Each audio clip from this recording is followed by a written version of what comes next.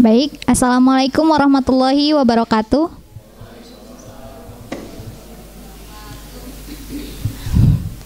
Perkenalkan, kami dari UMKM di Desa Ciberem.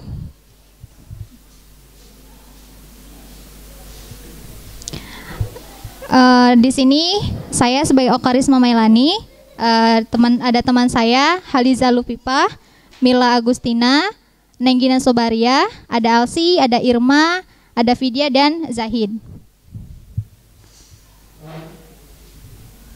Next. Sedikit saya sampaikan untuk profil Desa Ciberem. Luas wilayah Desa Ciberem sendiri itu sekitar 2.030.658 km persegi, ya. Sebentar. Langsung aja.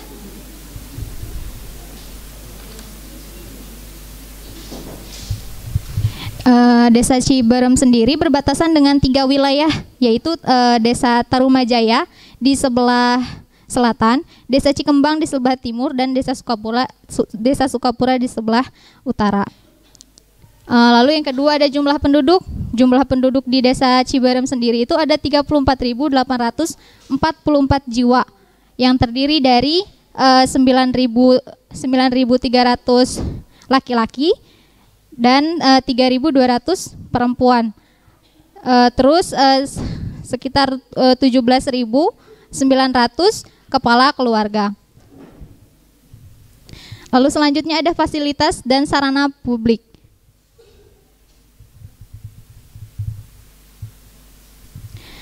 Untuk di Desa Ciberem sendiri, fasilitas dan sarana publik itu ada sekolah. Sekolah sudah mulai lengkap, ya. Ada dari taman kanak-kanak, dari TK sampai SMA itu udah ada.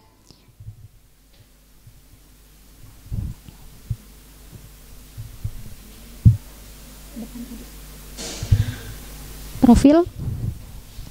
Terus pelayanan kesehatan itu udah ada juga, kayak puskesmas dan pasar, masjid juga ada. Terus kondisi wilayahnya, permukaan tanah di Desa Ciberem itu seperti yang kita ketahui, di sana itu struktur tanahnya pegunungan, ya, berbukit-bukit kayak gitu. Terus suhunya sekitar dari 17 sampai 27 derajat, sama perbatasan tadi berbatasan dengan wilayah Tarumajaya, Cikembang dan Sukapura. Next. UMKM Desa Ciberem. Sebenarnya UMKM di Desa Ciberem itu banyak. Ada 81 pelaku UMKM di Desa Ciberem. Lalu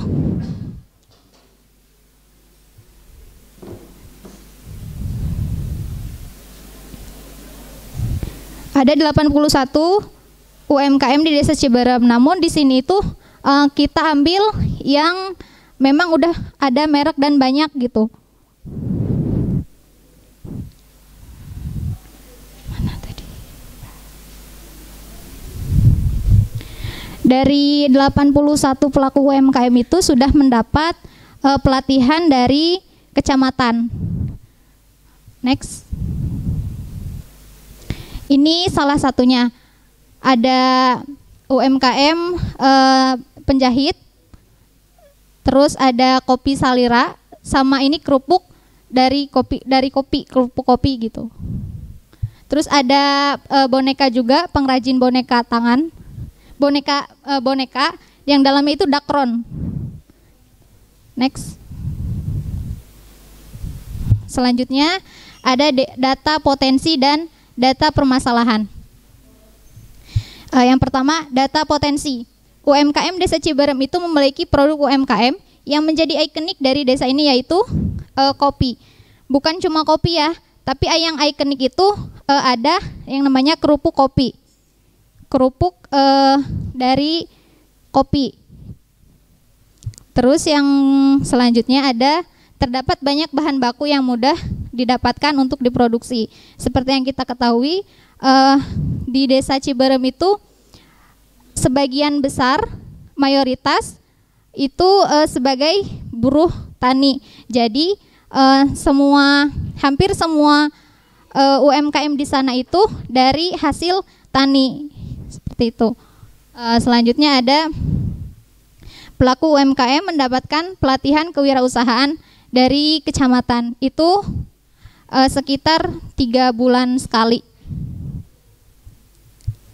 Selanjutnya ada lokasi desa yang sangat strategis, yaitu berada di tengah kecamatan Kertasari dan punya akses jalan yang memadai. Jadi akses jalan ke sana itu sudah bagus, mulai bagus, meskipun ada jalan yang mungkin agak bolong-bolong kayak gitu ya. Terus selanjutnya ada data permasalahan.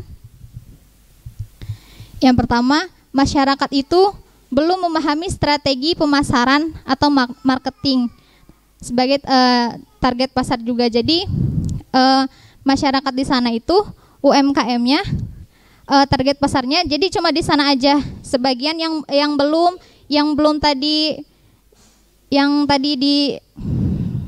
ditampilin itu kayak keripik kentang, Citapros, itu masih di lokal aja gitu target pasarnya, jadi belum ke luar desa Kertasari kayak gitu. Terus permasalahan selanjutnya ada kurangnya inovasi dalam aspek pengemasan atau packaging produk. Jadi kurang inovatif gitu ya untuk dari segi pengemasan, seperti keripik kentang. Keripik kentang itu ada yang dibungkus cuma pakai plastik aja. Jadi beda dari kerupuk atau kerupuk kopi yang sebelumnya tadi.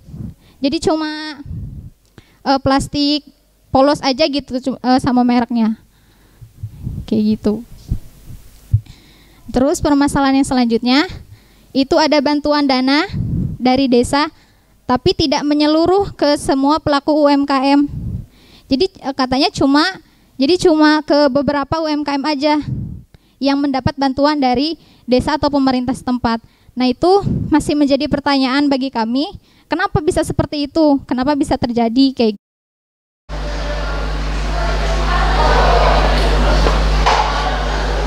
Lalu selanjutnya ada nikmat produk hanya dari kalangan desa setempat.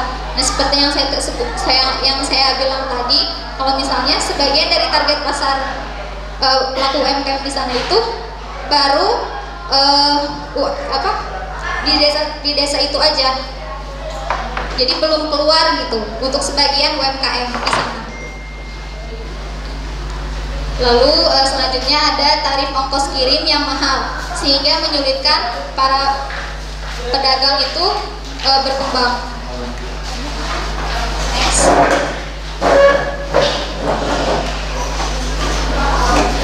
Ini ada analisis SWOT dari olahan kerupuk kopi. Kenapa kami pilih kerupuk kopi dari UMKM yang lain? Karena kerupuk kopi menurut kami itu lebih ikonik, lebih beda dari yang lain.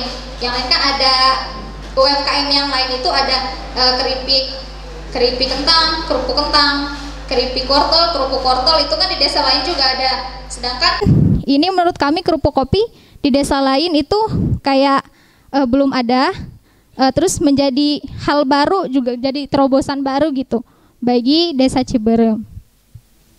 Next. Ini ada analisis SWOT. Yang pertama ada strength, yaitu kekuatan. Itu bahan baku mudah didapat, harga bahan baku juga terjangkau. Seperti yang kita ketahui bahwa di desa Ciberem mayoritas itu kan para buruh tani, dan hampir semua produk UMKM di sana itu dari hasil tani yang ada di desa Ciberem. Gitu. Terus terdapat cafe shop. Jadi produk kopi di sana juga itu ada sekaligus dia bikin kafenya, cafe shopnya. Jadi selain bikin produk kopi, dia juga bikin cafe shopnya kayak gitu. Terus ada produk diolah sendiri, terus ada juga kelangkaan produk di pasaran menjadi kekuatan tersendiri, yaitu kerupuk kopi. Kerupuk kopi di pasaran itu mungkin ada, tapi jarang gitu kan. Jadi kelangkaan tersebut kayak lebih membuat kekuatan tersendiri gitu bagi produk ini. Lalu selanjutnya ada weakness atau kelemahan. Dari kopi sendiri, tidak semua orang itu bisa cocok dengan kopi. Salah satunya saya nggak bisa, nggak cocok gitu ya dengan kopi karena punya sakit lambung gitu. Jadi dan ini menjadi kelemahan gitu, kelemahan tersendiri dari produk kopi. Terus yang kedua ada ongkos kirim yang mahal karena lokasi UMKM itu jauh sehingga menyulitkan pelaku UMKM untuk mengembangkan produk agar bisa dijangkau keluar daerah itu sulit gitu. Semalam saya sempat ngecek ongkir ya, ongkir dari Kertasari ke luar kota itu berapa, ternyata bisa sampai 40. Dan itu mungkin susah juga kalau misalnya untuk UMKM dengan produk makanan basah.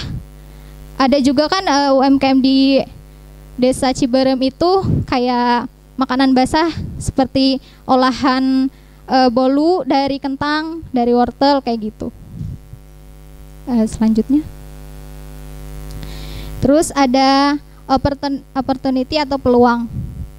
Penikmat kopi yang berasal dari berbagai kalangan remaja, dewasa hingga orang tua, terus berpotensi dijual secara online di marketplace dan menjadi terobosan baru bagi Desa Ciberem karena masih langka di pasaran apabila kopi diolah menjadi kerupuk.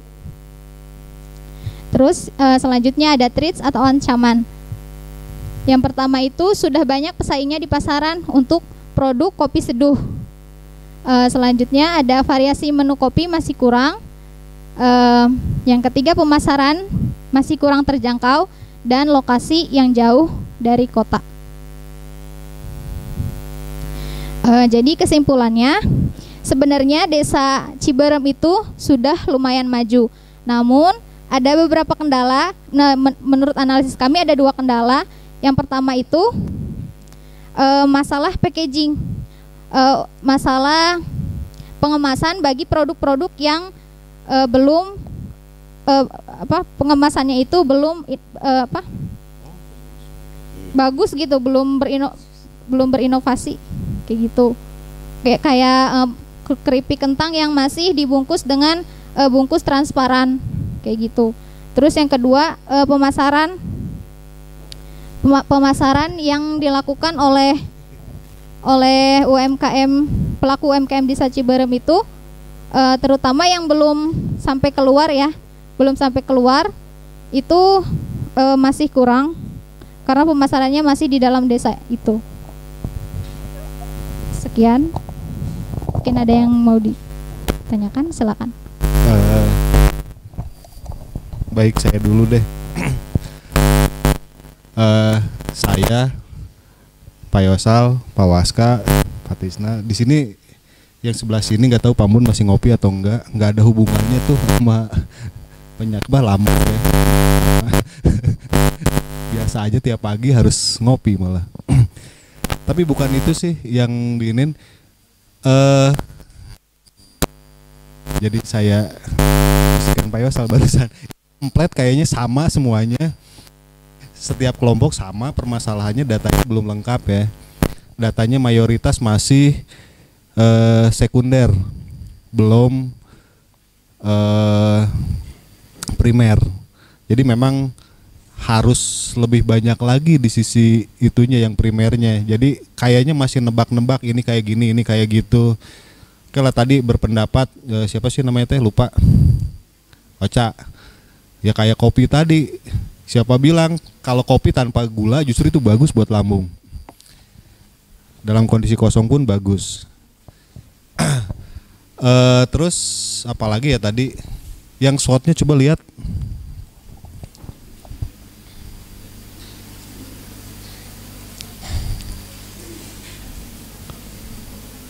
Oke, tadi tarif ongkos kirim yang mahal.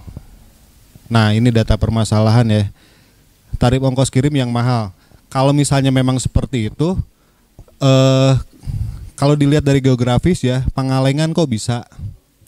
Padahal kalau dilihat dari geografis kan sama aja. Padahal kalau dilihat lagi di peta di Gmap misalnya, taruhlah dari titik kilometer 0 itu lebih jauh ke Pangalengan dibanding ke Kertasari. Jadi ya ini juga kayaknya datanya masih data sekunder dan kebanyakan masih data sekunder. Lalu lokasi desa yang sangat strategis. Katanya tadi terisolasi jauh kemana-mana. Jadi maksudnya kayak gimana? Yang lokasi desa yang sangat strategis yaitu berada di tengah kecamatan Kertasari. Berarti kan ini konteksnya konteks lokal Kertasari ya. Dan memang Ciberem kan ibu kotanya. Kalau dilihat dari akses jangkauan mungkin yang di bawah tuh ada Resmi Tinggal dan Sukapura yang lebih dekat ke Ciparai. Jadi ya sama dengan yang sebelumnya, ini masih sekunder datanya. Alasannya hanya beberapa kali, oke dimaafkan itu. Karena ada kendala, oke dimaafkan. Tapi mungkin kedepannya enggak ya. Harus lebih, ya harus dapat data yang primer. Mungkin itu aja Pak Tansah.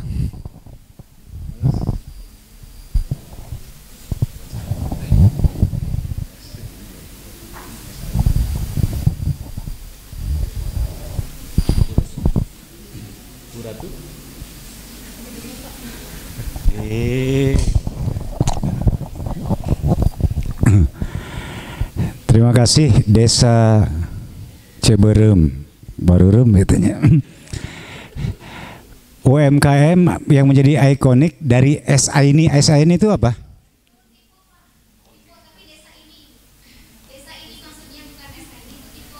Oh gitu. Baru saya ditanya. Ini dari SA ini bikin es tapi kopi gitu hubungannya. Oh dari desa ini ya. Oke. Jadi dari UMKM ini, dari sekian produk barangkali yang ada di Desa Ciberem, yang menjadi perhatian utama dari kelompok ini apa produknya? Kopi, kerupuk kopi. Kerupuk kopi, Ya, kerupuk kopi kerupuk atau kopi gitu? Kerupuk dua-duanya soalnya kata kepala desanya yang paling menonjol dari desa ini itu kopinya punya ciri khas sendiri katanya, rasanya kayak gitu. Okay. Terus kami meminta data UMKM di sana kan. Nah kami lihat ada kerupuk kopi. Kerupuk kopi kan itu masih langka ya di pasaran. Menurut kami, saya juga baru tahu di sini gitu kalau ada kerupuk kopi. Jadi yang menjadi perhatian produknya adalah kerupuk kopi gitu aja ya. Kerupuknya dari kopi. Langsung dari kopi. Diolah, Bukan kerupuk dari singkong dari apa tapi rasa kopi. Iya. Iya dari kopi. Jadi dari kopi langsung dibikin kerupuk gitu. Iya, diolah menjadi kerupuk. Jadi rasa kopi. Rasanya rasa kopi. Apakah kerupuk itu kan biasanya bukan dari kopi. Ya. Kerupuk yang dari kulit, yang dari singkong, yang dari apa? Dari bahan lain, kemudian rasa kopi dicampur kopi, atau kerupuk yang dibuat dari kopi langsung. Kerupuk yang dibuat dari kopi langsung, jadi kopinya diolah dulu jadi bubuk kopi, terus pakai kayak biasa pakai tepung tapioka kayak gitu. Oh iya. Kerupuk gitu, kopi lebih kepada kerupuk rasa kopi. Jadi kopi itu hanya menjadi rasanya dari kerupuk itu gitu ya. Berarti ada beberapa bahan pokok di sana. Maksud saya adalah yang pertama tentu ketika bicara produk adalah tentang pemanfaatan bahan baku yang ada di sana. Itu dulu ya. Jadi kita minta data yang langsung saja mengenai itu, bahan bakunya itu gimana? Apakah dia memang punya sendiri, kan gitu ya, kopinya nanam sendiri, tapiokanya nanam sendiri. Itu seperti apa profil dari, nanti dulu ya, itu aja untuk tambahan. Itu data-data itu aja. Yang pertama adalah tentang UMKM ini, pelakunya orang per orang atau kelompok?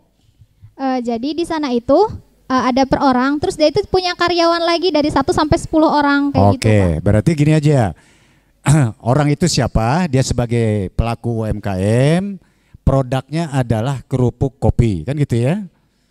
Ya paling tidak saya minta nanti kalau mau fokus ke sana ya, bagaimana sih profil si pelaku UMKM ini, ya latar belakang dan sebagainya, supaya kita lebih mengenal.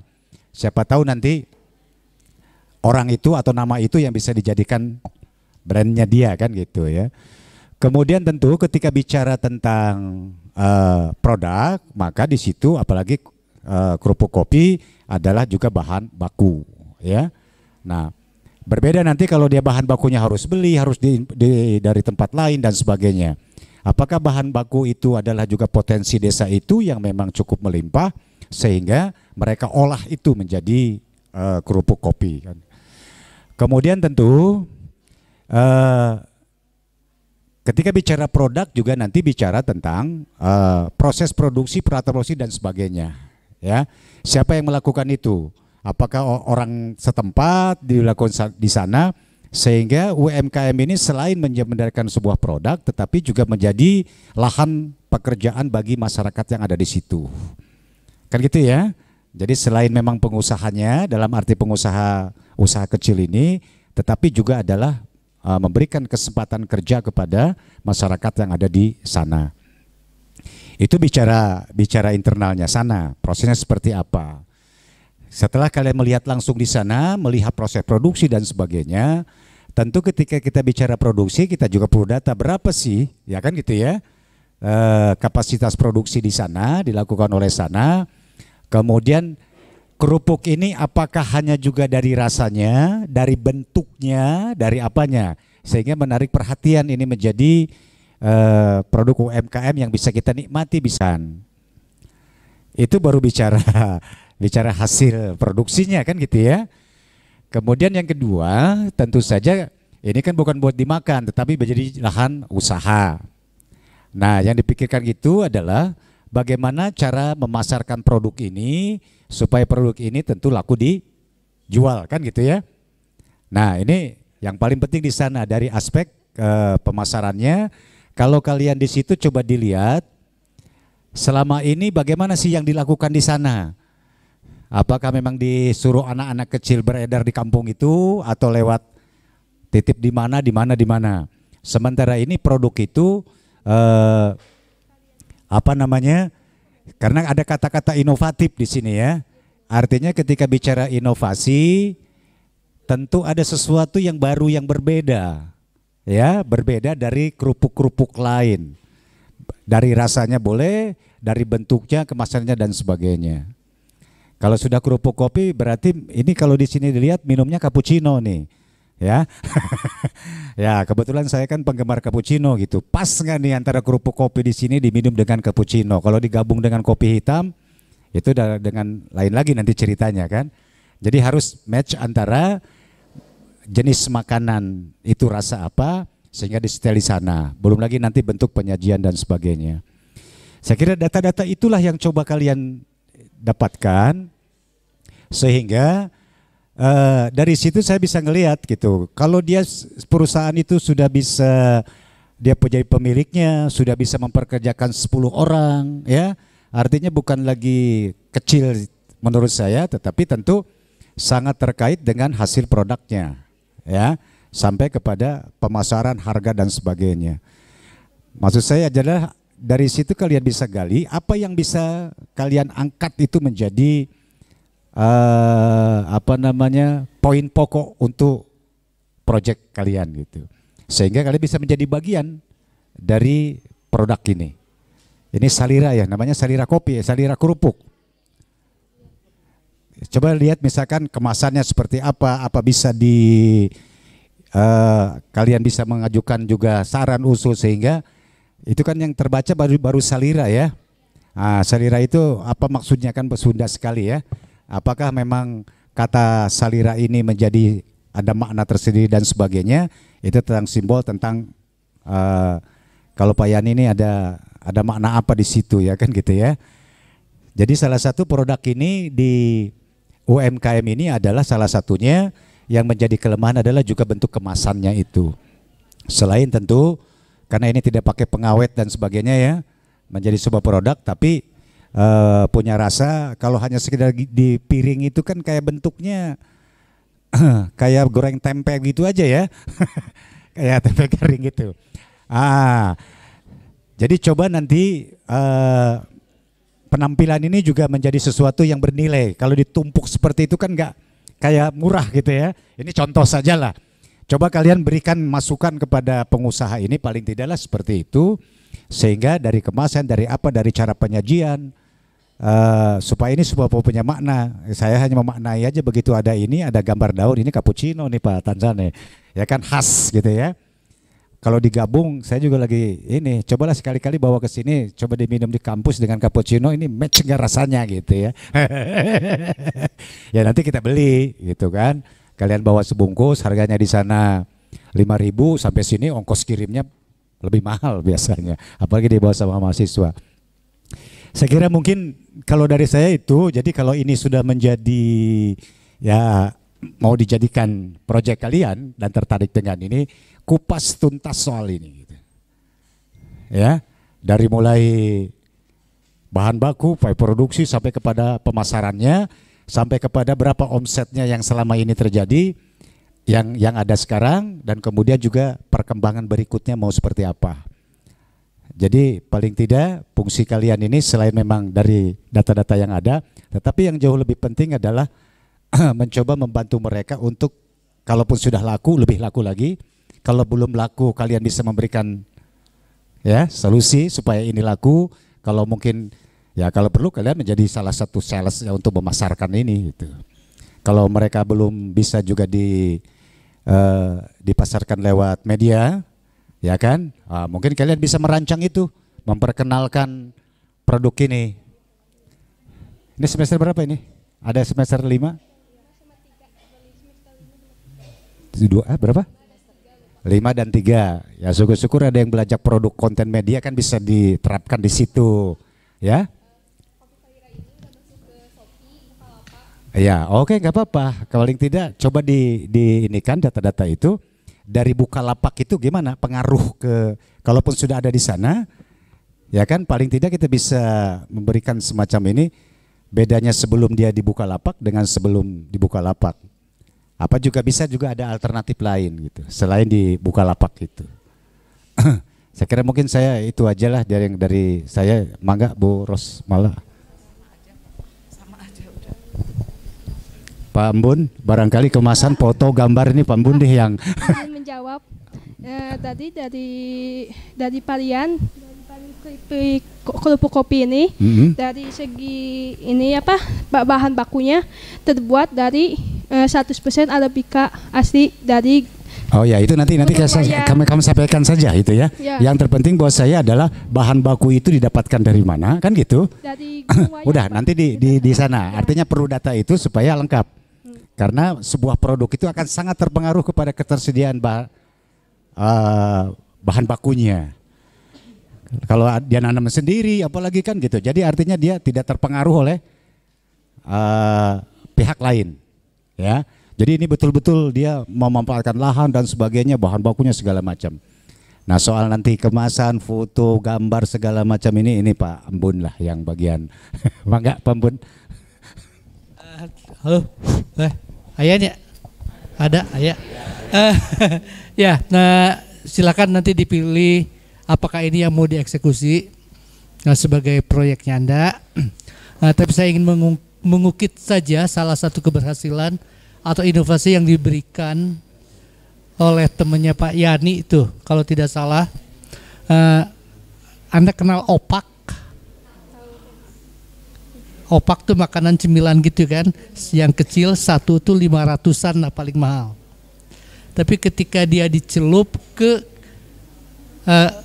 green tea, coklat yang bentuknya yang hijau, ada kan coklat hijau kan? Nah, itu dijual dengan harga 7.500, isinya 5. Itu kan peningkatan harga yang sangat tinggi sekali kan, dengan inovasi-inovasi yang sedikit sentuhan pada produknya tapi dengan kemasan yang baik, yang lebih menggugah, yang lebih memancing minat. Nah, itu peningkatannya sudah 5 kali kan. Nah, itulah mungkin inovasi-inovasi yang bisa Anda berikan pada UMKM setempat. Nah, gitu aja mungkin Bapak-bapak dan teman-teman dan semua. Ya, terima kasih Pak Sebun. Saya kira cukup ya kelompok ini. Jadi sudah dicatat kan? Sudah dicatat. Jadi apa yang tadi disampaikan oleh para Bapak dan Ibu mohon diperhatikan kembali dan dikaji ulang kembali, diobservasi kembali, dielaborasi kembali, termasuk usulan-usulan tadi ya. Jadi silakan untuk ditutup.